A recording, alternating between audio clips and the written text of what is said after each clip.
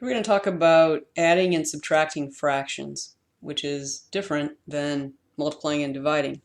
So the key to adding and subtracting is that you have to find a common denominator. And to speed up the process, you can find the least common denominator, but really just to do the problem, you need to find a common denominator, and then you need to know how to put things in lowest terms. So, for example, if we have 3/4 plus 7/10. So the key to this is you have to make the denominator, which is the bottom number in the fraction, the same in order to add. So you need to find a number that both of these can multiply into. Well, the simplest way to do that is simply to multiply them together. So you just do 4 times 10, which is 40.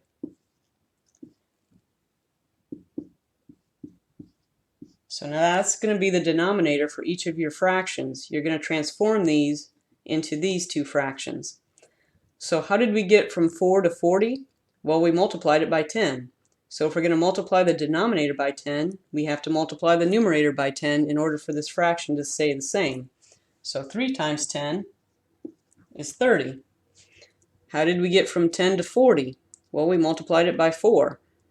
So if we multiply the denominator by 4, we have to multiply the numerator by 4 in order to keep these fractions equal. So 7 times 4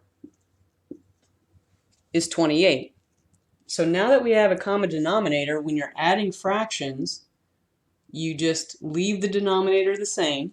So just that's what your denominator is going to be. And then you just add. So it's 30 plus 28 over 40, which is 58 40ths. Now this is not in lowest terms, and on the test they're probably going to have it in lowest terms. So if you don't know how to put this in lowest terms, you need to watch the video on Facebook about fractions, putting things in simplified form or lowest terms. But quickly we can see that we can divide the 58 and the 40 by 2. So we're going to divide by 2, and we end up with 29 over 20. This is now in lowest terms, but your answer might be an improper this is an improper fraction. It might not be in improper fraction terms. It might be a mixed number. So if you don't know how to make this into a mixed number, you need to watch the video on Facebook about fractions, improper fractions, and mixed numbers. So we'll make this into a mixed number of 1 and 9/20. So that's your answer. If it's in improper fraction terms, this is your answer. So again, the key, find a common denominator. The way you can do that is simply multiply your denominators together, and then you have to transform this fraction into this fraction. So what did we do with 4 to get 40? We multiplied it by 10. So now I have to multiply 3 by 30, or 3 by 10, so we get 30. How did we get 10 to 40? We multiplied this by 4. So now we have to multiply this by 4. 4 times 7 is 28. Then you just keep this denominator in your answer, and you just add straight across, and then make sure your answer is in lowest terms and a mixed number if that's appropriate. Now let me show you another way to do this. Is if you can recognize that, hey, both 4 and 10 will both go into 20 evenly. So then you can make your common denominator 20. How do you get from 4 to 20? You multiply by 5. So now we have to multiply 3 by 5, which is 15.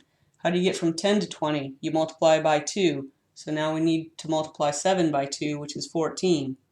Again, keep the same denominator, add these two together, 29/20 or 1 and 9/20. That's the same answer we got before, but this was faster because we found the least common denominator, the lowest number, so that when we got to our answer we didn't have to reduce it into simplest terms. Either way is fine to do. Just remember, if you can't figure out immediately what is the least common denominator, just multiply them together, but then you're probably going to have to simplify. We'll do another one. 5/9 plus 8/13. So again, we need to find a common denominator. We're just going to multiply 9 times 13, which is 117. Since we multiplied 9 times 13, we have to multiply 5 times 13, so we get 65. Since we multiplied 13 times 9 to get this, we have to multiply 8 times 9, we get 72, and we end up with an answer of 137 over 117. Now this is actually already in reduced terms, so now we just might need to make it into a mixed number, which would be 1 and 21/17. Subtraction is the same way, you just change the addition sign to a subtraction sign. So if we have 5/8 minus 1/4, so find a common denominator, we'll multiply these two together. 8 times 4 is 32. We multiplied 8 by 4 to get this, so we need to multiply 5 times 4. We multiplied 4 times 8 to get this, so we need to multiply 1 times 8. And we get 12/32. This is not in lowest terms, so we can start out by dividing by 2. We immediately see both of them can be divided by 2. And we'll come down here. We're going to get 6/16. This is still not in lowest terms. We divide by 2, divide by 2, and we get 3/8. So that's our final answer. The other way that you could do this, here we just multiplied these together to get a common denominator. But if you immediately recognize, hey, both of these numbers go into 8 evenly, then you can make your common denominator 8.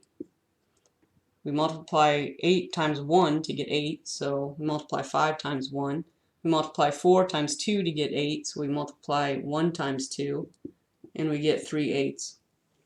So again, we got the same answer. This was faster because we found the least common denominator rather than just a random common denominator.